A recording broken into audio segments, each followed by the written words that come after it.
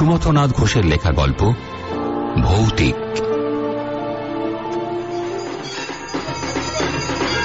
সে বছর পুজোর সময় কোথায় বেড়াতে যাব স্থির করতে না পেরে হঠাৎ রওনা হলাম গোপালপুর। শুনেছিলাম সমুদ্র এনজয় করতে হলে ওর চেয়ে ভালো জায়গা নাকি আর দুটো নেই ভারতবর্ষে। চিরদিনই একা একা ঘুরে বেড়ানো আমার অভ্যেস, এবারও তার কোনো ব্যতিক্রম হল না।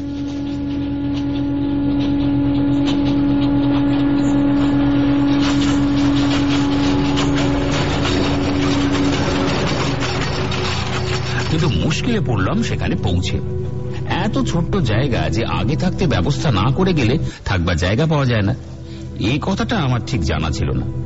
অন্য সব জায়গায় যেমন বেড়াতে গিয়ে নিজেই খুঁজে নি থাকার জায়গাটা, এখানেও সেই ভরসাতে এসেছিলাম। কিন্তু দুর্ভাগ্যবশত সকাল থেকে হোটেল খুঁজতে খুঁজতে যখন বেলা 12টা বেজে গেল, তখন আমায় ধৈর্যচ্যুতি ঘটল। সকলের মুখেই এক কথা, এখানে থাকবার জায়গা পাবেন কোথায়? কত লোক প্রতিদিন এসে ফিরে যাচ্ছে। সত্যি জায়গাটা খুবই ছোট, এতই ছোট যে গ্রামও বলা চলে না। চারদিকে নুলিয়াদের বস্তি, তার মধ্যে গুটি চারেক ছোট বড় হোটেল আর কিছু সংখ্যক পাকা বাড়ি, মোট এই সম্বল। হোটেলগুলো সব অ্যাংলো ইন্ডিয়ান আর অবাঙালিতে ভর্তি। বাকি বাড়িগুলো সব 2-3 মাস আগে থেকেই ভাড়া হয়ে যায়। জায়গাটা অ্যাংলো ইন্ডিয়ানদের খুব প্রিয়, তাই পথে ঘাটে ওদেরই দেখা যায়। বিরক্ত হয়ে শেষমেশ লাগেজ নিয়ে ফিরে এলাম বাস ধরে বারামপুর স্টেশনে যাওয়ার জন্য। বাস আসতে তখন অনেকটা দেরি ছিল। একটা গাছের তলা দাঁড়িয়ে অপেক্ষা করছি। এমন সময় এক ভদ্রলোক, যেমন রোগা তেমনই ঢ্যাঙা, তেমনই ধবধবে গায়ের রং, পায়জামার উপরে আদির পাঞ্জাবি পরে পোস্ট অফিস থেকে কতগুলো চিঠিপত্র নিয়ে আসতে আসতে হঠাৎ আমার সামনে এসে থমকে দাঁড়ালেন। তারপর আমার মুখের দিকে তাকিয়ে বললেন, এই সময় কোথায় যাবেন? এখন তো কোনো ট্রেন নেই, তাছাড়া বাসও তো সেই 3টে। মনের রাগ চাপতে না পেরে বলেই ফেললাম, একটা আশ্রয় তো পাবো, এভাবে গাছের তলায় নিশ্চয় দাঁড়িয়ে থাকতে হবে না। আমার গলা ঝাঁঝ শুনেই ভদ্রলোক বোধহয় আমার মানসিক অবস্থাটা অনুমান করতে পেরেছিলেন, তাই আমার কাছে আরো একটু সরে এসে বললেন, জায়গা পেলেন না বুঝি থাকবার? এখানকার সবচেয়ে অসুবিধে এইটে, কত লোক প্রতিদিন ফ্যামিলি নিয়ে এসেছে এইভাবে ফিরে যান। আমি বললাম, আরে বসে অনেক দেশ ঘুরেছি, কিন্তু সত্যি কথা বলতে কি এরকম জঘন্য স্থান আর দুটো দেখিনি। এতই যদি স্থানের অভাব, তাহলে বিজ্ঞাপন দিয়ে লোক ডাকে কেন গোপালপুরে সমুদ্র উপভোগ করার জন্য? ভদ্রলোক এবার একটু হেসে আমায় প্রশ্ন করলেন, আমার নামটা কি জিজ্ঞেস করতে পারি স্যার? নাম বলতে তিনি লাফিয়ে উঠলেন, আপনি ঘোষ আর আমি যে বোস, তাহলে আর ভাবনা কি? কুলিনস্য কুলিন গতি, চলুন আমার ওখানে উঠবেন। বলেই তিনি আমার মতের অপেক্ষা না করে একটা কুলিকে ডাকলেন। কুলির পিছনে আমরা দুজনে গল্প করতে করতে চললাম, আমার বাড়ি কোথায়, কি চাকরি করি, ইত্যাদি ইত্যাদি। বলা শেষ না হতেই দেখি একটা বিরাট বাগান বাড়ির ফটকের মধ্যে আমরা ঢুকে পড়েছি। ভদ্রলোক তখন বললেন, এই 20 বিঘে বাগানের মধ্যে এই বাড়ি, এটা এককালে একজন ধনী সাহেবের ছিল। উপস্থিত এর মালিক এক মারোয়ারি মহাজন, আমার শ্যালক ইনকাম ট্যাক্সের উকিল, সে এটা বিনা পয়সায় আমার ব্যবস্থা করে দিয়েছে। বিরাট সেই বাগানটা পরিক্রমা করে আমরা যখন বাড়িটার সামনে এসে দাঁড়ালাম, তখন বিস্ময়ে আমি একেবারে হতবাক। বাড়ি নয়, একজন শিল্পীর আঁকা একখানা ছবি। সত্যি কথা বলতে কি, ওই ধরনের জঙ্গলি পরিবেশের মধ্যে যে এরকম সুন্দর একটা বাড়ি থাকতে পারে তা আমি কল্পনাও করতে পারিনি। বাহ, এই বলে থমকে দাঁড়াতে তিনি বললেন, এখনই হয়েছে কি, আগে এখানকার সব দেখুন, তারপর সব প্রশংসা করবেন। সাদা কাঠের তৈরি সিঁড়ি দিয়ে ওপরে উঠতে দেখি তিনি সত্যি বলেছেন। কি অপূর্ব শোভা! সামনে নীল সমুদ্র আকাশের সঙ্গে যেন মিশে রয়েছে। পিছনে গাছপালার মাথার উপর দিয়ে দেখা যায় অদূরে পাহাড়ের পর পাহাড়, বাঁ পাশে উঁচু উঁচু বালির স্তূপ, তার মধ্যে সারি সারি ঝাউ গাছ, আর ডান দিকে বিরাট আমের বাগান। ভদ্রলোকের স্ত্রীর নাম মনিকা। মিস্টার বোস আমার সঙ্গে তার পরিচয় করিয়ে দিলে তিনি হেসে বললেন, বাবা বাঁচলুম, এত বড় বাড়িতে যেন একা একা হাঁপিয়ে উঠেছিলাম, তবু তো একজন সঙ্গী পেলাম। কিন্তু ঠাকুরপো, একটা শর্ত করতে হবে তোমায়, আমরা যতদিন না যেতে বলবো ততদিন তুমি এখান থেকে যেতে পারবে না। আমি বললাম, এমন জায়গায় থাকতে পাওয়া তো সৌভাগ্যের কথা বৌদি। ভারী হাসি খুশি আমোদের মানুষ এই বৌদি। ওর স্বামী যেমন গম্ভীর, কিন্তু তিনি ঠিক তার বিপরীত। একবেলার আলাপে তিনি আমায় এমন আপন করে নিলেন যেন কতকালের আমি তার জানাশোনা। বিকেল হলে বৌদি ও তার স্বামী আমায় ঘুরে ঘুরে বাগানটা সব দেখিয়ে শেষে একটা ফুল বাগানের মধ্যে নিয়ে এলেন। সুন্দর শ্বেত পাথরের বাঁধানো চত্বরের ওপর কয়েকটা শ্বেত পাথরের বেঞ্চি পাতা, আর মাঝখানে একটা বেদির ওপর শ্বেত পাথরের একটা পুরুষ মূর্তি। তার নিচে লেখা মিস্টার জন রাইট, জন্ম ইংরেজি 1909 সাল এবং মৃত্যু 1944 সাল।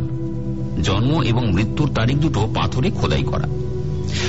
এক একটা বেঞ্চিতে আমরা এক একজন বসে পড়লাম। অত বড় বাগানটা ঘুরে ঘুরে আমরা সবাই ক্লান্ত আর অবসন্ন। মিস্টার বোস আমাকে বললেন, ইনি ছিলেন এর আসল মালিক। হঠাৎ এর মৃত্যু হয় এখানে, তারপর এর স্ত্রী নাকি জলের দামে এই বাড়ি বিক্রি করে দিয়ে বিলেতে চলে যান। মূর্তিটার দিকে তাকিয়ে থাকতে থাকতে হঠাৎ আমার মনে হলো, এইখানে বসে বসে একদিন মিস্টার রাইট আমাদেরই মতো তার স্ত্রী বন্ধু বান্ধব নিয়ে কত গল্পগুজব করেছেন। এমনই আরো কত কি ভাবতে ভাবতে বোধহয় একটু অন্যমনস্ক হয়ে পড়েছিলাম। হঠাৎ আমার ডান দিকের গালের উপর মনে হলো কে যেন একটা গরম নিঃশ্বাস ফেলল। কে? চমকে উঠে মুখটা ঘুরিয়ে নিতে আমার সর্বাঙ্গ কাঁটা দিয়ে উঠল। ঠিক সেই মুহূর্তে মিস্টার বোস এবং তার স্ত্রী কি চিন্তা করছিলেন জানি না, ওদেরও মুখে কোনো কথা ছিল না। ওরা নিস্তব্ধ হয়ে বসেছিলেন। আমি ঘাটটা ফিরিয়ে নেবার সঙ্গে সঙ্গে দেখলাম ওরা দুজনেই যেন হঠাৎ ক্ষিপ্র গতিতে একবার পিছন দিকে তাকালেন। মুহূর্তে সে ভাবটা কেটে গেল।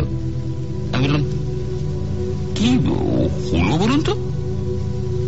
বৌদি একটু হেসে জবাব দিলেন, সমুদ্রের যা হাওয়া, সবসময় যেন মনে হয় সঙ্গে সঙ্গে কে একজন ঘুরছে, তাই না ঠাকুরপো? বললাম, আপনার তো অভ্যেস হয়ে গেছে, নতুন কোন লোকের পক্ষে এটা খুব অসুবিধাজনক। বৌদি বললেন, তাহলে আপনার মনের কথাটা ধরে ফেলেছি, কি বলুন? আমি বললাম, ধরেছেন ঠিকই, তবে ওসব ভূত প্রেত আমি কোনোদিনই বিশ্বাস করি না। ভয় জিনিসটা আসলে মানুষের নিজেরই সৃষ্টি। মিস্টার বোস যেন আমার কথাটা লুফে নিলেন। তিনি বললেন, আমিও ভাই সবসময় তোমার বৌদিকে এই কথাই বলি। প্রথমটা এসে বেশ 2-4 দিন ওরও যে গা ছমছম করেনি তা নয়। যা যা বাজে কথা বলতে হবে না, আমি যেন কচি খুকি। তবে এত বড় বিরাট বাড়িটা খাঁ খাঁ করে কেবল আমরা দুটি প্রাণী থাকি ওপরে, আর নিচের দিকে রাধুনি, ঝি মালি কোথায় থাকি তার ঠিকানা নেই। বলতে বলতে বৌদি উঠে দাঁড়ালেন। তখনও সন্ধ্যের দেরি ছিল। আমি বললাম, বড় সুন্দর এই জায়গাটা, আপনারা একটু বসুন না। বৌদি বলে ওঠেন, না ভাই, এই জায়গায় বড় সাপের ভয়, সন্ধে হলেই তাই কেউ বাগানে পা দেয় না। দেখছো না চারদিকে কেয়া গাছের কিরকম ঝোপ। আর কোনো কথা না বলে আমরা তিনজনই চলতে শুরু করলাম। প্রথমে আমি, তারপর মিস্টার বোস এবং সবশেষে বৌদি। কয়েক পা এগিয়েছি, এমন সময় বৌদি হঠাৎ আঁতকে চিৎকার করে উঠলেন। কি হলো বলে আমরা দুজনে ঘুরে দাঁড়াতেই দেখি বৌদির শাড়ির আঁচলটা কে যেন কেয়া গাছের আড়াল থেকে টেনে ধরেছে। তাকে যেন সেখান থেকে চলে আসতে দিতে চায় না। বৌদির ভয়ার্ত মুখে রক্ত ফিরে এলো। তিনি বললেন, কিচ্ছু হয়নি, এই হাওয়ার জ্বালায় না জ্বলে পুড়ে বললাম। দাও তো ভাই আঁচলটা কাঁটা থেকে ছাড়িয়ে দেখো, পর উপকার করতে গিয়ে আবার হাতে যেন কাঁটা ফুটিয়ে বসো না। সত্যি সমুদ্রের ধারে যে বাস করেনি, প্রথম প্রথম তার ভয় লাগে বই কি। মনে আছে প্রথম রাতে একেবারেই ঘুমোতে পারিনি। বাইরে ঝাউ গাছগুলোর মাথায় সমুদ্রের হাওয়া যেন গুমড়ে আর্তনাদ করে। এই মনে হয় কে যেন ঠেলছে। পরক্ষণই দেখি কে যেন দরজায় ধাক্কা দিচ্ছে। কে কে কে? চিৎকার করে বিছানায় ধর্মর করে উঠে বসতেই ওপাশের ঘর থেকে মিস্টার বোস সাড়া দেন, ভয় পাবেন না মিস্টার ঘোষ, ও লোক নয়, সমুদ্রের হাওয়া। ওর নাম ওজন, যা মানুষের দেহে বল সঞ্চার করে। বলাই বাহুল্য 2-4 দিনের মধ্যে শব্দগুলো আমার অভ্যস্ত হয়ে গেল। কিন্তু বৌদি টেবিলে খেতে বসে আমায় সবসময় খোঁচা দিতেন, এই তুমি বীরপুরুষ সাহসী, এইসব বলে। বৌদির কাছে এই বদনামটা ঘোচানোর জন্য মনে মনে একটা সুযোগের অপেক্ষা করতে লাগলাম। একদিন সমুদ্রের পাড় থেকে বেরিয়ে ফিরে দেখি বৌদির মুখ ভার ও মিস্টার বোস খুব চিন্তিত। ব্যাপার কি বৌদি? এই প্রশ্ন করতেই বৌদি একেবারে ঝেঁঝে চিৎকার করে উঠলেন। বললেন, এখানকার ঝি চাকরগুলো বড্ড নেমো খারাপ। আজ আবার রাধুনিটা বলছে তার নাকি বাপ মরমরো তাকে রেখে পরশু ফিরে আসবে, অথচ কাল লক্ষ্মী পূর্ণিমা, সারাদিন উপোস করে থেকে রাত্রে গোবিন্দ মন্দিরে পুজো দিয়ে তবে আমি জল খাবো, এইটু কাটা কিচ্ছু ছুঁতে নেই। আমি বললাম, ও এই কথা, আচ্ছা আমি এক্ষুনি রাধুনিটাকে বুঝিয়ে রাজি করাচ্ছি, আপনি কিছু ভাববেন না। মাঝে মধ্যে রাধুনিকে কিছু কিছু টাকা বকশিস দিতাম, দিনে 10-12 কাপ চা খাওয়া আমার অভ্যেস। সে ঠিক সময়ে উপরে আমার ঘরে পৌঁছে দিয়ে আসতো বলে। মিস্টার বোস বললেন, দেখো ভাই, তুমি যদি বোঝাতে পারো, আমরা স্বামী স্ত্রী তো হার মেনেছি। আমি রান্নাঘরে গিয়ে প্রথমেই 10টা টাকা ওর হাতে গুঁজে দিয়ে তারপর আসল কথাটা পারলাম। বললাম, অন্তত লক্ষ্মী পূর্ণিমার দিনটা তুমি থেকে যাও। রাধুনী ঠাকুর তার গোল গোল দুটো চোখ আমার মুখের ওপর রেখে কিছুক্ষণ তাকিয়ে বলল, 10 টাকা কেন, 1000 টাকা দিল, আমি কাল রাতে বাড়িতে কাজ করব না। তার গলায় ভয়ের ইঙ্গিত পেয়ে আমি প্রশ্ন করলাম, কেন, কি ব্যাপার তোমার? সে এবার ফিসফিস করে আমায় বলল, জানেন বাবু, লক্ষ্মী পূর্ণিমার রাতে ওই সাহেব ভূতটা ওই মূর্তিটা থেকে বেরিয়ে এসে ঘরগুলোতে ঘুরে বেড়ায়। থরথর করে তার গলা একবার কেঁপে উঠল, তারপর দুহাতে কান মুলিয়ে জিভ কেটে জানালো যে এর বেশি আর একটা কথাও সে মুখে উচ্চারণ করতে পারবে না। তারপর একটু চুপ করে থেকে রাধুনিটা আমায় বলল, যদি ভালো চাও তো তুমিও পালাও বাবু, এ বাড়ি ছেড়ে পালিয়ে যাও, পালিয়ে যাও। বৌদিদের ঘরে এসে কথাটা বলে আমি খুব হাসতে লাগলাম। মিস্টার বোসও আমার হাসিতে চোখ দিলেন।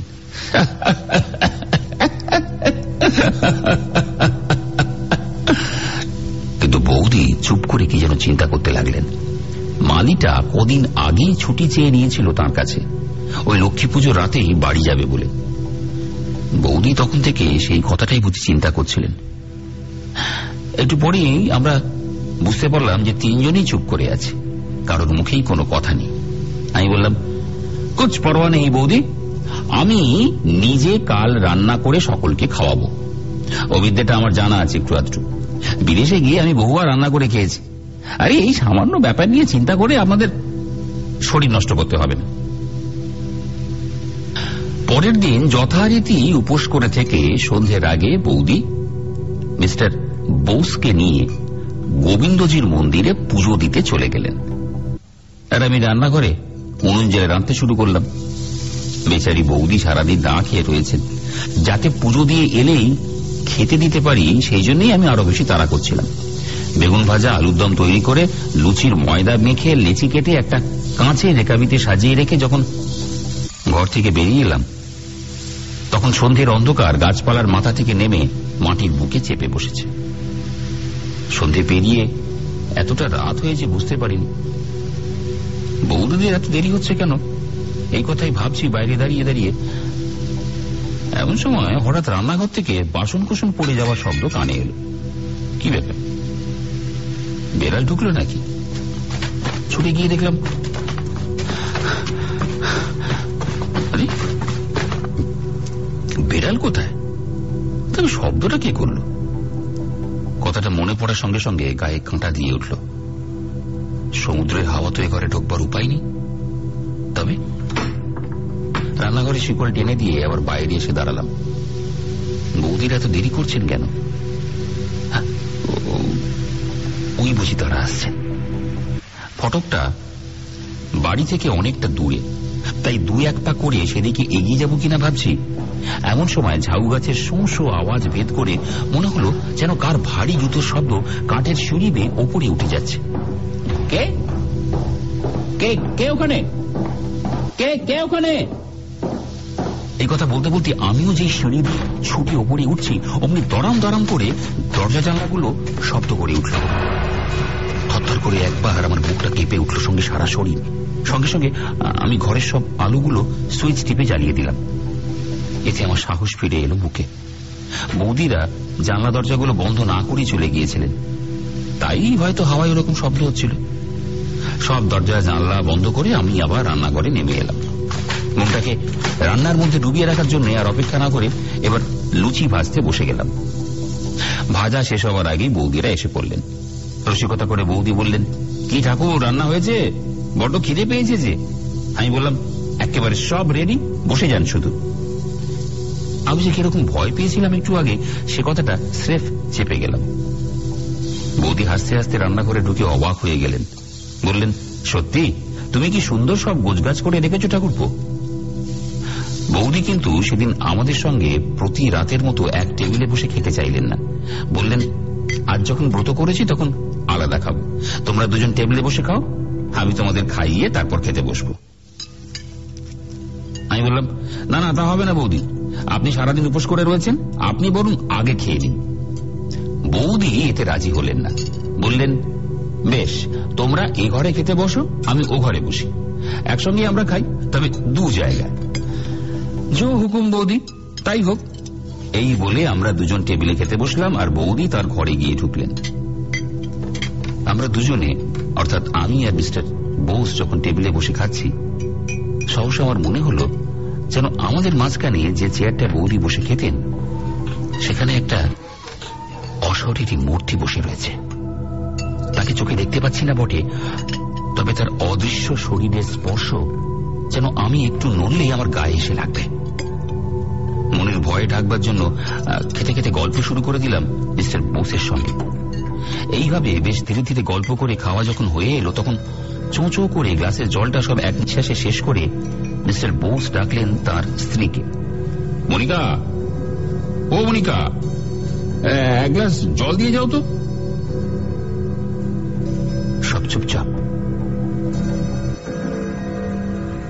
কোনো সাড়া নেই কেন ঘরের ভেতরে? কেমন যেন সন্দেহ হলো আমার।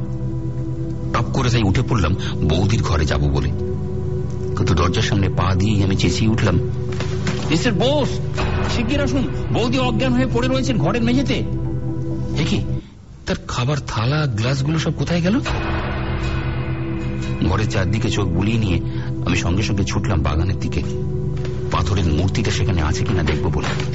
মিস্টার বোস তখন বৌদির মুখ চোখে জল দিয়ে পাখার হাওয়া করতে বসলেন।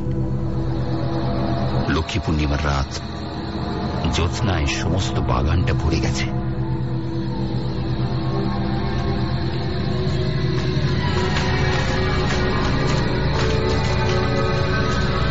সেই চাতালটার কাছে যেতেই আমার পায়ের নখ থেকে মাথার চুল পর্যন্ত আতঙ্কে খাড়া হয়ে উঠল।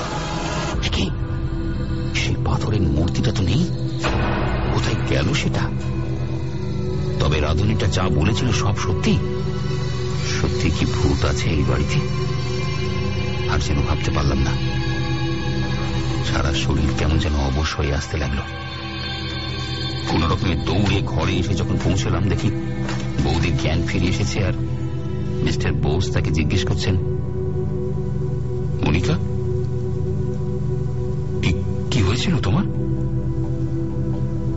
বৌদি বললেন, কি হয়েছিল মনে নেই, তবে একটা সাহেবের বিরাট ছায়ামূর্তি এসে আমার খাবারের সামনে দাঁড়িয়েছিল, এইটুকু শুধু মনে আছে। মিস্টার বোস বললেন, ওসব তোমার মনের ভুল, সারাদিন উপোস করে রয়েছে। আমি তখন বললাম, না মিস্টার বোস, ভুল নয়, সত্যি। সেই সাহেবের মূর্তিটা বাগানে আর নেই, এইমাত্র আমি দেখে এসেছি। মিস্টার বোস আমার দিকে তাকিয়ে বললেন, কি বলছো তুমি, যত সব বাজে কথা। আমি বললাম, বিশ্বাস না হয়তো চলুন, হাতে হাতে যদি প্রমাণ চান।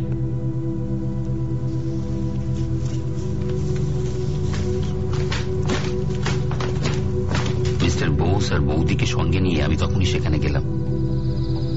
আরে এ কি, ওই তো রয়েছে সেই পাথরের মূর্তিটা, ঠিক সেই জায়গায়, একই অবস্থা। মিস্টার বোস বললেন, তোমরা দুজনেই সেই রাধুনির কথা শুনে ভয় পেয়ে গিয়েছিলে, তাই ভূত দেখেছ। আমি বললাম, তাহলে খাবারগুলো কোথায় গেল? কোথায় গেল বৌদি যে থালা এবং গ্লাসে খাচ্ছিলেন? তাই তো। এই কথা বলে মিস্টার বোস এবার চিন্তা করতে লাগলেন। পরের দিন সকালে খুঁজতে গিয়ে দেখা গেল সেই খাবারের থালা গ্লাস নিচের একটা গুদাম ঘরে ভাঙাচোরা আরো অনেক জিনিসপত্রের মধ্যে পুরনো ময়লা একটা মেহগিনির টেবিলের ওপর রয়েছে, আর সেই টেবিলটার এক কোণে অস্পষ্ট অক্ষরে লেখা একটা নাম, মিস্টার রাইট।